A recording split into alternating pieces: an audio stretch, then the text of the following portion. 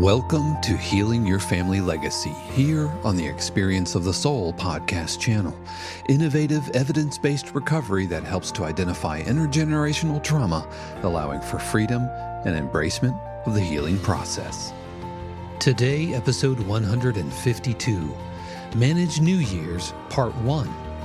And now your host, Dr. Donna Bevan-Lee. This is Dr. Donna Bevan-Lee, Healing Your Family Legacy. So it's coming up to New Year's. I hope that you all had a positive experience at Christmas. I hope that everybody took care of themselves, got boundaries, did what they needed to do, and didn't feel like they need to explain, justify, or rationalize their decisions. I hope that you're here ready to celebrate the new year and you're in good shape. If you're not, maybe this will help you because I will be repeating a few things.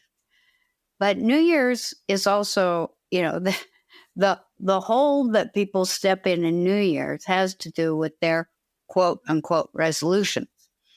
But before I start with that, I want to say, if you are going to celebrate New Year's by drinking too much, which people often do, I would very strongly encourage you to have a designated driver or some way to get home. And here's the thing. You're not going to be able to make that decision after you've had too much to drink. So if you know, being honest with yourself, that you are going to overindulge, make those plans before you go. Now, I've heard the horror stories. Well, I didn't know I drank that much. I said that I wasn't going to drink and drive, or, I wasn't going to, leave the party with somebody that, I didn't know very well, or, I didn't mean to get pregnant on New Year's Eve. I mean, you've got to take care of yourself and have a plan before you go.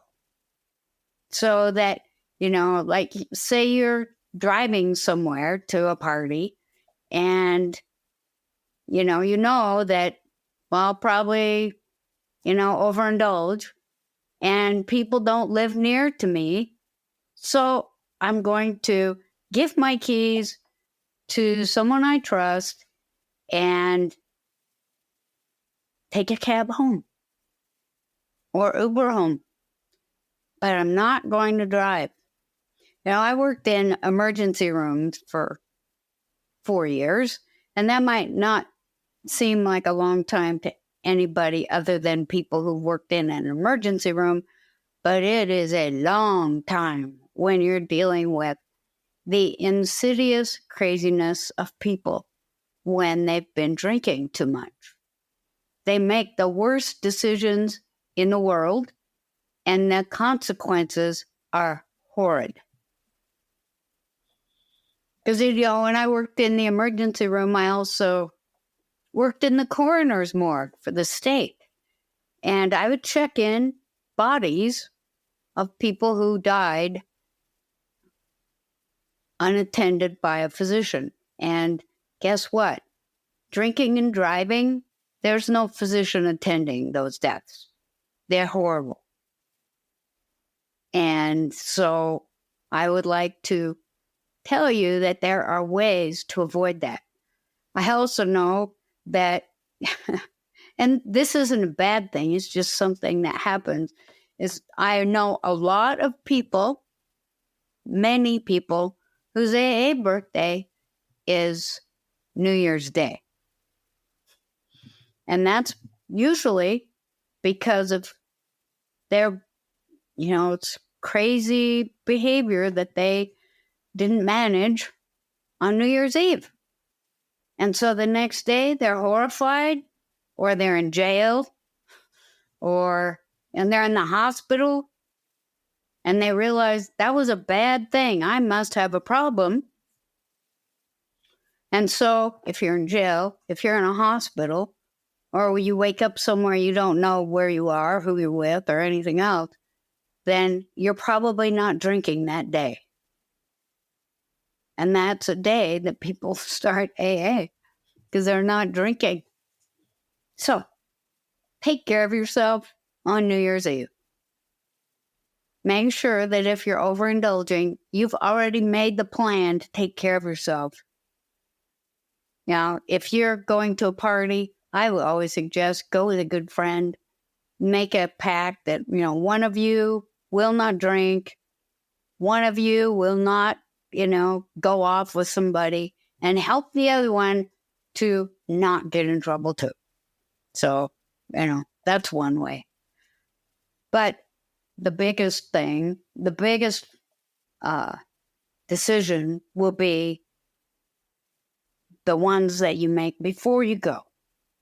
Make decisions, make plans, take care of yourself, because you want to be okay on New Year's Day when you are making resolutions. Now, I talked about resolutions last year. I'm going to talk about them again, because it's one of those things that when you grow up with New Year's resolutions, you don't just decide, well, I'm not making any resolutions. It just feels too weird for most people.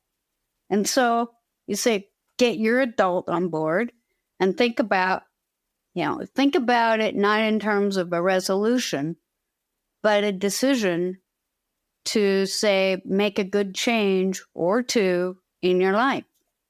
Those are good things, okay? So let's say, some of the, quote, resolutions that people, have and, deal with are things around weight. Now, some weird things have happened in the last year around overweight. We've discovered there's weight medications where you can take and you will lose weight. Now, I think that's great if people can't, get it done without them. But, and this is a big but, because they are expensive.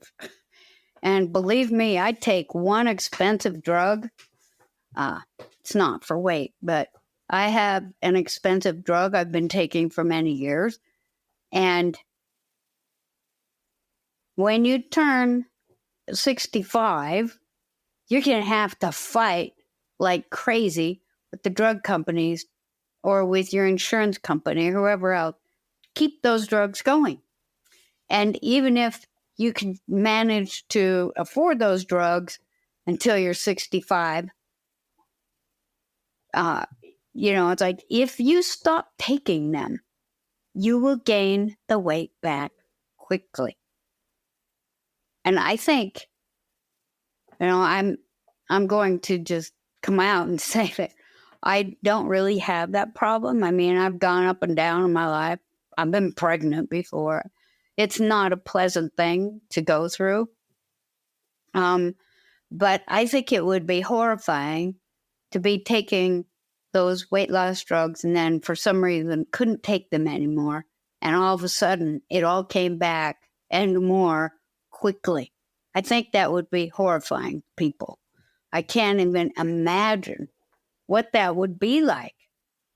And so I would just like to say that, if you do take those medications and they really help people a lot, change your lifestyle too, so that if something happens, you won't be, in shock. All right. And what I mean by changing your lifestyle, and that's really, I think, what resolutions are about anyway. You change your lifestyle to be more healthy. Okay? So you say, okay, well, what does that mean? Well, to be more healthy is probably, has different meanings for different people. But I could tell you, as a human being, being more healthy means that you eat a healthier diet. And I know that not everybody can afford you know, really, good food all the time. But you can cook differently sometimes. Most of us who go to a grocery store can at least afford some good foods. I remember when it dawned on me. Now I'm old, right? So when I was very young, I didn't know what a grocery store was because I lived out in the middle of nowhere all the time. And the first time I saw a grocery store or knew about a grocery store when I was about 12. And all the food that we had, we either raised or was given to us. We had some food given to us by the church because we didn't have enough sometimes. But, my mother cooked and, because we lived out in the middle of nowhere, sometimes my father hunted for game so that we would have things to eat. So I know that my reality about healthy eating is probably different. When we discovered grocery stores, and I discovered grocery stores, went off to college, and, I didn't cook at college because I lived in a dormitory and we ate, cheese sandwiches on white bread a lot. I didn't enjoy that very much, but that was the way it was. I understand that it's not always possible. And I didn't really think about it as a young person about my diet. And I didn't really give it much consideration until I was probably about 27 or 28 years old. I just kind of ate what I felt like eating. And, fast food was my friend because I worked a lot. And then I realized that, wait a minute, this body of mine is my primary source of transportation. And if I want to keep moving for the rest of my life, I'd better start treating it well. And so I did. And, what I've discovered over the years is that it's a rarity. When I go to the grocery store, it's a rarity that I go up and down the aisles because I'm all around the outside. Fresh fruits, vegetables, sometimes dairy. It's like, and if I'm going to be baking, I buy the bakery items and all that. So, the baking items, but mostly it's around the outside of the grocery store. And I remember thinking and realizing and then hearing about that if you want to have a healthy diet, get most of your food at the outside ring of the grocery store. And that has really paid off for me. I'm pretty healthy for my age, and I think that most of us could stand to improve our diets. It's if you start doing it, it might seem like a lot of, like, okay, well, that means I've got to learn how to eat properly. I have to learn what kind of foods are good for me, what kind of foods are bad for me. I've got to learn how to do this. And if I've got a lot going on, I might not want to learn all of that. But, it's like you probably have a cell phone and you can look it up. What does a healthy diet look like? Look up Mayo Clinic. They'll tell you what a healthy diet looks like. Go on there and see what kind of recipes are going. Look at the recipes that you can pick up online and just type in healthy recipes for healthy living. You can learn this. And once you start doing it, talk about resolutions.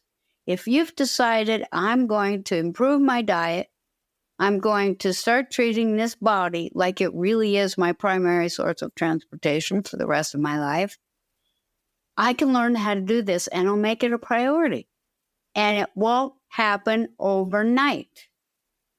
That's one of the reasons that people, feel like a failure once they make these kinds of resolutions, is that there's those expectations again. I'm going to do it. I'm going to get it done. And so they do it, and they don't realize that making those kinds of changes, you go and then you run into, a little brick wall, and then you go over that, and you keep going and you keep going. And every time, you stop at a McDonald's or something, instead of saying, well, I screwed that up, so I'm not going to do this year, you say, of course I stopped at McDonald's. I've been stopping at McDonald's my whole life, and my car pretty much goes there, whether I'm driving it or not. So I just need to say, okay, to start out with, I'm just using that as an example because actually I've never been to McDonald's. Yeah, well, I'm sorry to tell you. Sorry about that, Dave. Dave gave me a funny look when I said that. I didn't go because we didn't have it. So I didn't develop the habit as a child. And later on, it just didn't seem like interesting to me. But anyway, but I have had my favorite fast food places, and I just know that once in a while I'll go there. Mine are like, have to do with Mexican food mostly. But I just know that it will happen. I don't know when it will happen, but I know that when I go, I usually don't feel great the next day because even the healthy ones, they use stuff that my body doesn't normally have to deal with, okay? So, you just know that when you start to change things like diet and exercise, it might take the whole year for you to feel like you've kind of started to get it under control. And in this country, unless you live in the South, which, I know you do, Dave. But, in this country, you're probably going to have to get fresh fruits and vegetables at the store. And they might not be, the greatest because it's winter, and, even growers don't grow very many things in the winter. Unless you live in the South, then you can probably get some fresher fruits and vegetables. But we do have trucks that truck those things around everywhere, and we can still get them. They just might not be as fresh as we like. It's like where I live, there are farms around, and people go to the place where the farm is, and they get fresh vegetables and some fruits. But, we all have to deal with this in one way or another. And nobody can argue with the fact that fresh fruit and fresh vegetables are essential for a healthy diet. And, if you eat meat or chicken, you might want to, take a look at, okay, where does this come from? If it says natural, you say, okay, that's, anybody can put that. If it's not organic, it's probably got something in it. It might not have anything in it, and you can't do it perfectly anyway. I have a friend who strives really, really hard to have every single thing organic. And literally, she spends she goes to the store 2 or 3 times a day looking for it. Because you can't find a lot of organic, but the food industry is getting the idea that they need to start cleaning up their act, and they're doing it. But even if you're eating like fruits and vegetables out of a can, it's better than not eating them at all. Okay? So fresh fruit, fresh vegetables. If you're eating meat or chicken or turkey, you want to see, where does this come from? Is it organic? Is it not? And just so you know, Not necessarily because, well, I can't eat it if it's not organic. That's kind of ridiculous. But just so that you know that, okay, well, usually this is what I'm able to get, but if I can't get it right now and I need it anyway, I'll get that. That's not organic. Grains, very good for you. Oats, very good for you. And we do need some dairy most of the time. Now you can get lactose-free dairy. And, my mother always said, because we had our own cow a lot of the time. And so, and what she had this like thing that she strained the milk, and she'd put a little like cheesecloth thing in the bottom and pour the milk in, and we'd drink it right there. It was not pasteurized, it was raw, what my mother would call raw milk. And to this day, she says that, she doesn't say anything anymore because she's dead, but she used to say that the reason that we had the strongest bones around, and we do, is that we drank raw milk as children and adolescents. When we were having our biggest growth time, we drank a lot of raw milk, and we ate dairy products. We made our own butter. We had a few chickens, so we had our own eggs. And, not a lot, but we still managed. And we were pretty, we all were pretty healthy. We laugh a lot because we didn't have we lived out in the middle of nowhere most of the time, so we didn't have a lot of interaction with friends. We didn't have friends till much later. We didn't have a lot of we didn't have TVs. We didn't have all that. And yet, we're still kicking, all of us. We're still going. And we feel like part of that was, we were forced to eat organically. We didn't really have a choice. And we did it. And it's like, you can't just do it for a little while and then not do it ever again. But it is a way of life. When you eat a good diet, it's a way of life. And it doesn't mean that you're going to go off and not have a hamburger at the local, whatever. And it may be just fine. It may be a fine hamburger. It might not have poison in it at all. But you're less likely to run into problems in your life as you go along that are related to your dietary choices as a younger person. If you at least start to make eating a good diet part of your life. And if you do it as a, quote, New Year's resolution, just keep in mind that this isn't going to happen overnight. It's, put it in increments. It's like, I'm going to do this incrementally. I'm going to do this, say, if you go to the grocery store once a week, I'm going to do it once a week. Once a week, I'm going to try and get better food. I'm going to try and, eat food that's good for me, that, that will nourish my body. And I'm going to do it incrementally. And at the end of the week, I'm going to say, how did I do this week? And if I say, well, I did pretty good except for this day and this day and this day, there might have been 3 days that I didn't do well. Okay, I'm going to look at what happened. Why did I have problems that day? Is there something I can do to make that different? And I'm not going to stress about it. I'm just going to do it if I can. And I'm going to wake up every day. When I talk about diet and exercise in individual work with people, I always say, put eating a correct diet, one that's healthy, and having exercise, put it in the same category as you put brushing your teeth. You've probably heard me say this before. Put it in that category.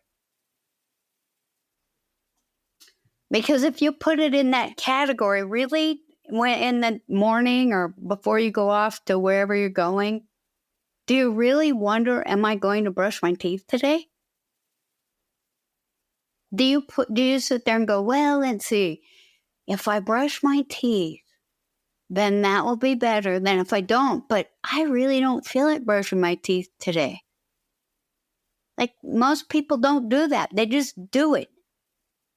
Put it in the same category as brushing your teeth. Put it in the same category as dressing yourself, putting your clothes on.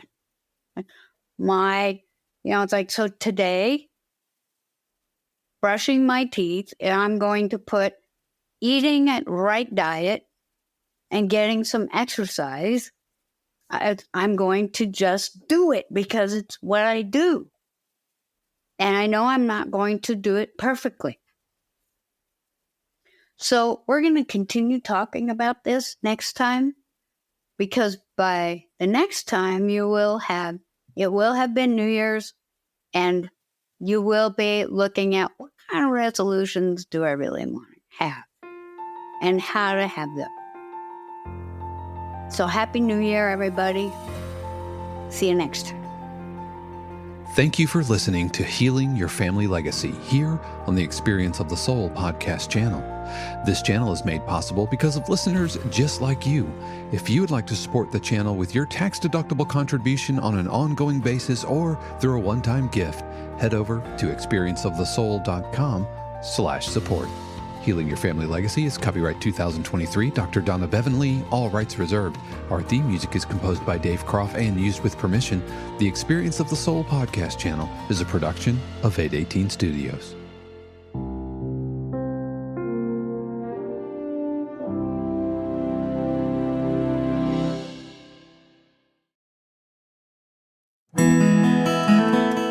Hey friends, Sean here, your Experience of the Soul producer.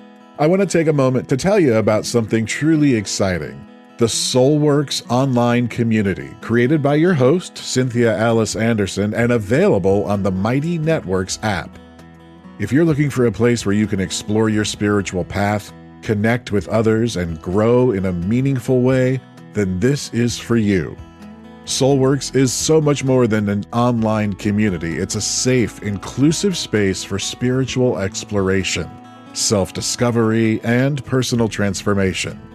Inside the community, you'll find everything from uplifting spiritual studies to soul-centered growth practices, meditations, affirmations, and so much more.